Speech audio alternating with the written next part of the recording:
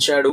అయితే జాన్ గారు ఒక పక్క దేవుని సేవ చేస్తూనే ప్రపంచ ప్రజలకు ప్రయోజకరంగా తాను చదువుకున్న చదువును బట్టి ఏదైనా కొత్తది కనిపెట్టాలని, గొప్ప వ్యక్తిగా రాణించాలని అనే దాహం అతనిలో తీవ్రంగా ఉండేది. అలా ఒకరోజు తన కోరికను తన అక్క అయిన హ్యానీకి తెలియజేశాడు. ఏమని అంటే, అక్కయ్య, నేను ఏదో ఒకటి కనిపెట్టాలనుకుంటున్నాను.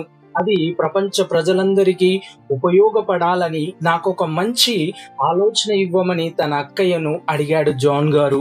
అప్పుడు తన అక్కయ్య ఇలా ప్రశ్నించింది, తమ్ముడు, గత వారం నాన్నగారు వాక్యం బోధిస్తున్నప్పుడు అంత్య దినములలో పరలోకములో నుండి 2 వ్యక్తులు వస్తారని, వారిని క్రూర మృగము చంపుతుందని, అప్పుడు ప్రపంచ ప్రజలందరూ వారి శవములను చూసి సంతోషించి ఉత్సాహిస్తారని నాన్నగారు చెప్పారు. ఇది ఎలా సాధ్యము?